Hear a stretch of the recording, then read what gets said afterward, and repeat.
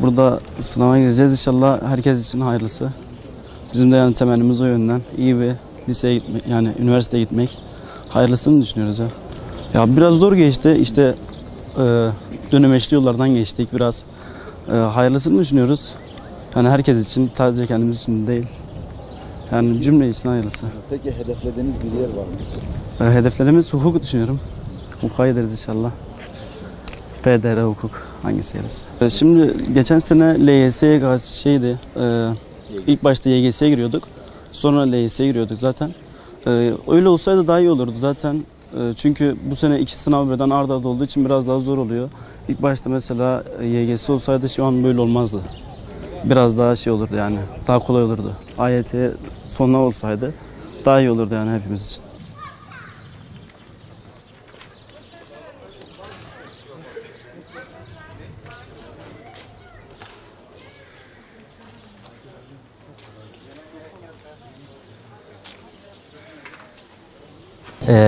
Memleketim Mardin, Antep'te sınava gireceğim.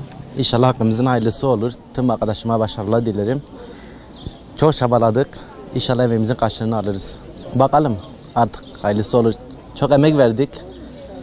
Bir de benim destaneme yakındı. Heyecan da yok. İnşallah güzel bir şekilde geçer. Peki, sınava hazırlık süreciniz nasıl geçti? Vallahi benim sınava hazırlık sürecimiz, ya geçen sene mezuna kaldık. Sınav sisteminden dolayı biraz öyle oldu. Yeni Milli Eğitim Bakanlığımız olsun, işte yeni şey olsun, bilmiyorum ya, illaki bizi etkiledi. O sınav sisteminin değişmesi, YGS iken TYT oldu. Zaten geçen sene oradan kaybettik. Yeni soru tarzları falan olsun, daha çok koruma dayalı geliyor. Bakalım hayırlısı olur.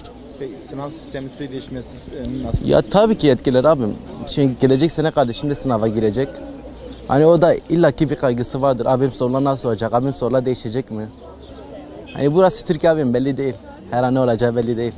Peki ne hedefliyorsunuz? Vallahi abim hedefimiz hukuk. Bakalım inşallah tuttururuz. 15 dakika. Daha hala yavaş yavaş gidebiliyor.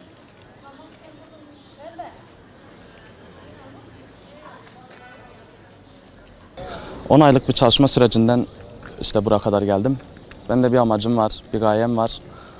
Allah inşallah nasip ederse ben de hukuk fakültesi düşünüyorum. Yani çalıştım ve emeklerimin karşılığını da almayı bekliyorum. Yani sınav zaten denemelerden falan bayağı bir geçtik. Güzel olacak inşallah. Şu anda zaten yeni düzenlemeler yapılmış. 5 yıl olacakmış gibi söylentiler falan var işte. Yurt dışına çıkma gibi ayrıcalıklar tanınacakmış. O yüzden hani bir de zaten hukuk hani başlı mesleklerden bir tanesi. Sınav heyecanı. Ama zaten olmazsa olmazımız. Ama işte ne kadar olsa da onu en aza düşürmeye çalışıyoruz. İnşallah güzel geçecek.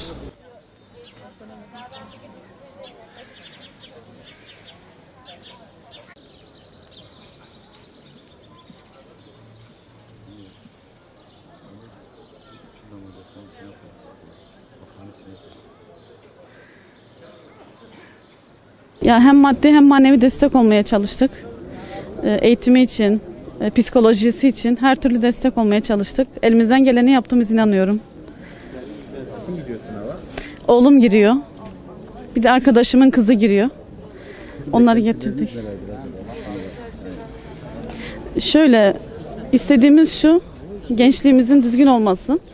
Hem vatanına hayırlı bir evlat olsun, hem hayırlı bir Rabbine hayırlı bir kul olsun için uğraşıyoruz biz. Yani okuyorlar ama bilmeden okumasınlar. Hem Allah'larını, Rablerini bilsinler. Hem de vatanlarına hayırlı evlatlar olsunlar. Ülkemiz için ne kadar ne faydalıysa onların olmasını istiyoruz yani.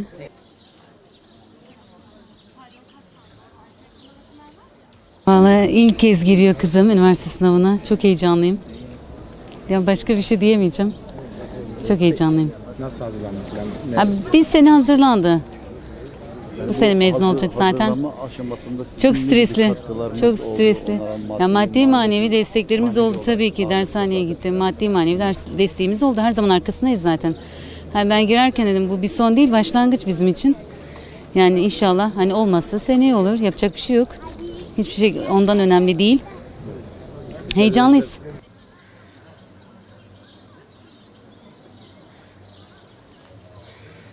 Eğitim sisteminden şikayetçiyiz ne yazık ki. Yani üniversiteye girmek değil problem, atanmak biliyorsunuz. Birçok üniversite mezunu artık atanamıyor yani okuyup direkt çıkıyorlar yani. Ne yazık ki.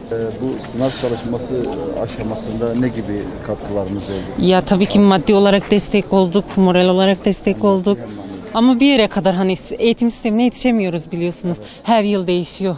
Artık hani öğrencilerimizin de psikolojisi bozuldu.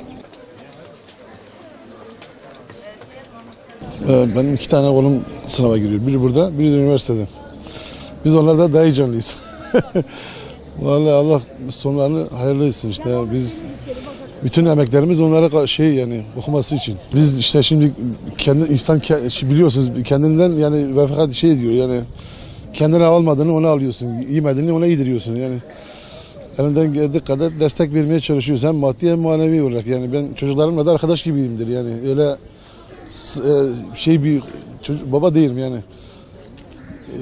Elimden gelen en iyisini yapmaya çalıştık aslında. Aslında bazı şeyler yani hani herkesin kendi seçtiği bölüme göre hani sınavlara girse aslında daha iyi. Mesela sayısalsa sayısaldan. Mesela orta eşitse mesela orta ağırlıklı mesela şeylere girmesi daha iyi olur aslında.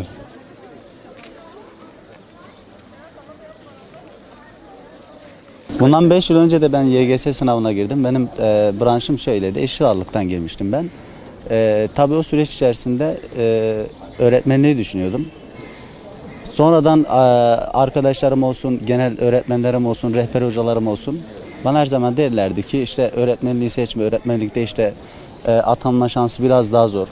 Ne bileyim daha farklı sektörlere yönel diye. Nereden baksan bir 20-25 tercihimi öğretmenlik arasında yaptım. Dedim en rahatı o çünkü sınıf öğretmenliği falan istiyordum.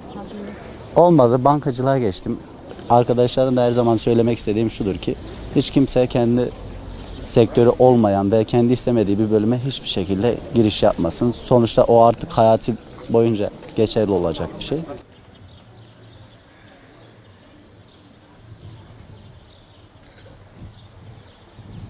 Şimdi biz öğrencilerimizin başarısı için elimizden gelen her şeyi genlere destek olaraktan yapmaya çalıştık. Artık yolun sonu geldi. Bundan sonraki hayatlarının bir dönemeç noktası. Ama şu bir gerçek yine, biz babalarımızdan gördüğümüz söylediklerine inanmıyorduk. Şimdi yaşıyoruz. Çocukların heyecanının çok çok üstünde bir heyecan var bizde. Onun için Allah hepsine yardımcı olsun. İnşallah hedeflerine en kısa zamanda ulaşır, başarılarının devamlarını diliyorum.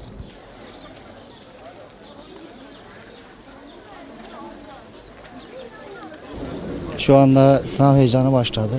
Öğrencilerde çok daha bizdeki heyecan daha fazla. Sabaha karşı hep heyecanlı sınava gelebilmek için çabaladık. Şu anda öğrenciden çok biz daha çok evet heyecanlıyız. Sınava hazırlık süreci kendini çok sınava hazırlamak için çok zorladı yani. Geceleri dahi olsa hep sınavları çalıştı. Çoğu zaman ders başında yattı yani dersin başında uyudu. İşte son gün karasiye yat dedim artık ders falan çalışma kendini bırak. Ki sınavda biraz başarılar elde edebilmesi için. Yani bilmiyorum inşallah emeklerini boşa vermez. Çocuğumuzu sınava getirdik. Allah izin verirse yani çocuklar bunda heyecanlanmasın. Heyecanlanacak zaten bir durum yok. Hayatın sonu değil. kazanamazsa sıkıntı diye bir şey olacak yok. Ama hayatlarının bir başlangıcı. İnşallah Allah izin verse hepsine başarılar diliyor. Allah zihin açıklığı versin. Teşekkür ederim.